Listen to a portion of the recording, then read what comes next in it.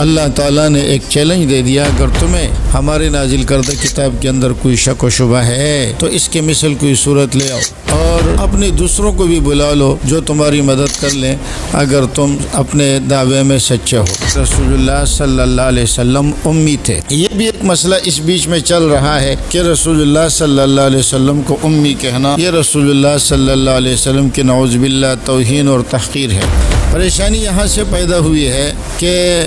بعض لوگ کہتے ہیں رسول اللہ صلی اللہ علیہ وسلم کو جمیع ما کان و ما یکون کا علم تھا، تو اگر ہم اس بات کو لیتے ہیں تو پھر مطلب یہ ہوگا کہ اگر آپ لکھنا پڑھنا نہیں جانتے تھے تو یہ تو عالم الغیب ہونے کے خلاف ہے۔ اور مفتی طارق مسعود صاحب نے یہ بات تو صحیح کی ہے اپنے مسلک کے مطابق، لیکن یہ ہے کہ مفتی صاحب سے اتنی بات ضرور ہوئی ہے کہ اس پر انہوں نے جو نتیجہ مرتب کیا ہے وہ نتیجہ خطرناک ہوا کہ آپ علیہ الصلوۃ والسلام چونکہ پڑھے لکھے نہیں تھے اور آپ علیہ الصلوۃ والسلام نے اسی پڑھے لکھے نہ ہونے کی وجہ سے آپ کو پتہ نہ چل سکا اور قرآن کریم اس طریقے سے غلط لکھا ہوا چلتا آیا۔ بہرحال اس نتیجے کی ہم نے بھی مخالفت کر لی۔ آج کل ڈاکٹر ذاکر نائک صاحب پاکستان آ رہے ہیں، امت مسلمہ کے لیے ایک فخر کی بات ہے، اگرچہ ہمیں بھی ڈاکٹر ذاکر نائک صاحب سے کی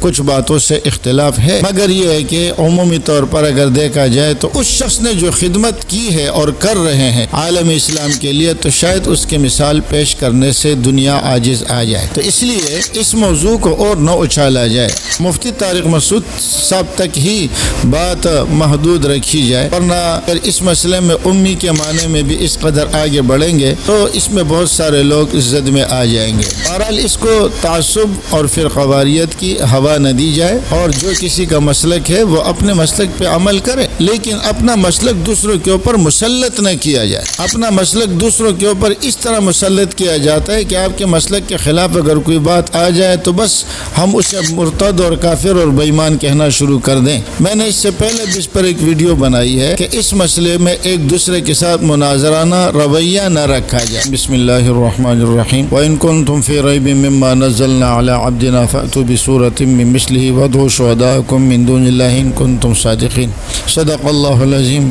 اللہ تعالیٰ نے ایک چیلنج دے دیا، اگر تمہیں ہمارے نازل کردہ کتاب کے اندر کوئی شک و شبہ ہے تو اس کے مثل کوئی صورت لے آؤ اور اپنے دوسروں کو بھی بلا لو جو تمہاری مدد کر لیں اگر تم اپنے دعوے میں سچے ہو۔ دوسری جگہ اللہ نے فرمایا اگر انسان اور جنات سارے کے سارے اکٹھے ہو جائیں اور اکٹھے ہو کر یہ بات متفقہ طور پر کوئی مشورہ کر کے اس بات کو طے کر لیں تو اس صورت میں بھی تم ایسا نہیں کر سکتے، چاہے جائے کہ تم اپنے مددگاروں کو بھی بلا لو اور وہ بھی تمہاری مدد کر لیں، سارے جمع ہو جاؤ، انسان کیا جنات بھی، تم بھی قرآن کے مثل نہیں لا سکتے۔ جیسے فرمایا قُلْ إِنِ اجْتَمَعَتِ الْإِنسُ وَالْجِنُّ عَلَىٰ أَن يَأْتُوا بِمِثْلِ هَٰذَا الْقُرْآنِ لَا يَأْتُونَ بِمِثْلِهِ وَلَوْ كَانَ بَعْضُهُمْ لِبَعْضٍ ظَهِيرًا۔ تو بہرحال قرآن کریم کلام معجز ہے، معجز کا مطلب یہ ہے کہ قرآن جیسا کلام کوئی لا نہیں سکتا، اور قرآن کریم کی وہ کون سی خصوصیت ہے کہ جس کی وجہ سے قرآن معجز بن جاتا ہے؟ تو یاد رکھیے سب سے پہلی بات یہ ہے کہ رسول اللہ صلی اللہ علیہ وسلم امی تھے۔ یہ بھی ایک مسئلہ اس بیچ میں چل رہا ہے کہ رسول اللہ صلی اللہ علیہ وسلم کو امی کہنا یہ رسول اللہ صلی اللہ علیہ وسلم کی نعوذ باللہ توہین اور تحقیر ہے۔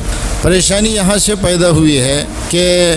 بعض لوگ کہتے ہیں رسول اللہ صلی اللہ علیہ وسلم کو جمیع ما کان و ما یکون کا علم تھا، تو اگر ہم اس بات کو لیتے ہیں تو پھر مطلب یہ ہوگا کہ اگر آپ لکھنا پڑھنا نہیں جانتے تھے تو یہ تو عالم الغیب ہونے کے خلاف ہے۔ اور جو حضرات یہ کہتے ہیں جیسے علماء دیوبند کہ رسول اللہ صلی اللہ علیہ وسلم کو جمیع ما کان و ما یکون یعنی کان جو گزشتہ اور آئندہ تمام باتوں کا علم نہیں تھا بلکہ جو علوم آپ کی شان کے لائق تھے جس کا تعلق شریعت اور اسلام کے ساتھ تھا وہ سارے علوم اللہ رب العزت نے آپ کو عطا فرما دیے۔ تو یہ اختلاف علم غیب کا کوئی آج کا نہیں ہے، یہ اختلاف شروع سے چلا آ رہا ہے کہ آپ علیہ السلام عالم الغیب تھے یا آپ عالم الغیب نہیں تھے، لیکن اس مسئلے کو بھی یہاں پر مفتی طارق مسعود صاحب کے خلاف ایک گستاخی کا موضوع بنایا گیا، حالانکہ ایسی کوئی بات نہیں ہے اور یہ گستاخی نہیں ہے بلکہ یہ رسول اللہ صلی اللہ علیہ وسلم کی شان میں اور اضافہ ہو جاتا ہے کہ آپ علیہ السلام کی شان کو چار چاند لگ جاتے ہیں کہ آپ علیہ الصلوۃ والسلام کی نبوت کو چار چاند لگ جاتے ہیں، اس لیے کہ جو کسی سے پڑھا ہوا بھی نہیں ہے، لکھا ہوا بھی نہیں ہے۔ تو جیسے دوسرے آیت میں اللہ نے فرمایا وما كنت تتلو من قبله من کتاب ولا تخطه بيمينك اذا لارتاب المبطلون، اگر آپ کو لکھنا پڑھنا آتا تو جو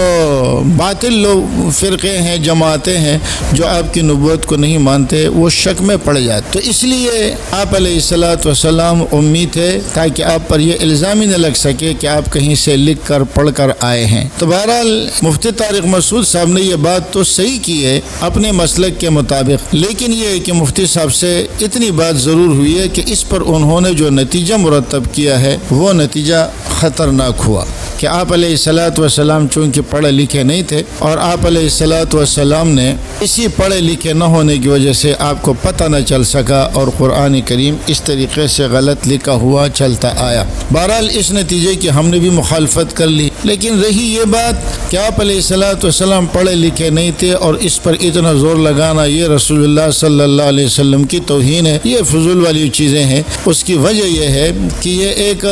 جماعتوں کے درمیان ایک اختلافی مسئلہ چلا آ رہا ہے اور کوئی اتنا بڑا مسئلہ ہے نہیں، یہ رسول اللہ صلی اللہ علیہ وسلم کی شان ہے، اور آپ کے اعجاز کی وجوہات جو ہم بیان کریں گے اس میں پہلی اور دوسری وجہ اسی سے تعلق رکھتی ہے۔ آج کل ڈاکٹر ذاکر نائک صاحب پاکستان آ رہے ہیں، امت مسلمہ کے لیے ایک فخر کی بات ہے، اگرچہ ہمیں بھی ڈاکٹر ذاکر نائک صاحب سے کی کچھ باتوں سے اختلاف ہے، مگر یہ ہے کہ عمومی طور پر اگر دیکھا جائے تو اس شخص نے جو خدمت کی ہے اور کر رہے ہیں عالم اسلام کے لیے، تو شاید اس کی مثال پیش کرنے سے دنیا عاجز آ جائے۔ تو اس لیے اس موضوع کو اور نہ اچھالا جائے، مفتی طارق مسعود صاحب تک ہی بات محدود رکھی جائے، ورنہ اگر اس مسئلے میں امی کے معنی میں بھی اس قدر آگے بڑھیں گے تو اس میں بہت سارے لوگ زد میں آ جائیں گے۔ بہرحال اس کو تعصب اور فرقواریت کی ہوا نہ دی جائے، اور جو کسی کا مسلک ہے وہ اپنے مسلک پہ عمل کرے، لیکن اپنا مسلک دوسروں کے اوپر مسلط نہ کیا جائے۔ اپنا مسلک دوسروں کے اوپر اس طرح مسلط کیا جاتا ہے کہ آپ کے مسلک کے خلاف اگر کوئی بات آ جائے تو بس ہم اسے مرتد اور کافر اور بے ایمان کہنا شروع کر دیں۔ میں نے اس سے پہلے بھی اس پر ایک ویڈیو بنائی ہے کہ اس مسئلے میں ایک دوسرے کے ساتھ مناظرانہ رویہ نہ رکھا جائے، اس وقت اس چیز کو دبانے کی ضرورت ہے۔ مفتی طارق مسعود صاحب کی ایک نئی وضاحت آئی ہے تو اس میں باتیں تو انہوں نے اچھی کی ہے، لیکن میں یہ سمجھتا ہوں کہ مفتی صاحب کو اب مزید وضاحتیں دینے کے بجائے یا تو خاموش ہو جائے، کچھ نہ کہے، اور یا یہ ہے کہ اگر کچھ کہے تو بس اس بات کو دبانے کے لیے بغیر مشروط طریقے سے، بغیر مزید وضاحتیں دینے کے اتنی سی بات کہہ دے کہ بھائی غلطی ہو گئی یا معاف کر دو، بس یہ جو وضاحتیں دیتے چلے آتے ہیں اس سے لوگوں کی تشویش بڑھ جاتی ہے۔ اگرچہ مفتی صاحب کی گفتگو بہت قابل تعریف ہے، انہوں نے مدلل گفتگو کی ہے، لیکن مفتی صاحب سے گزارش یہ ہے کہ یہ مناظروں کا وقت نہیں ہے، اور اس وقت جو لوگوں کے اندر انتشار ہے تو ظاہر ہے کہ عوام وہ ان چیزوں کو، ان باریکیوں کو سمجھتی نہیں ہے، اور اگر ایسا کرنا بھی ہے تو یہ گفتگو آپ کی جگہ یہاں دوسرے علماء موجود ہے وہ کر لیں گے، بجائے اس کے کہ اس کو تعصب کا رنگ دیا جائے۔ اللہ تعالیٰ اس معاملے کو عافیت کے ساتھ حل فرمائے۔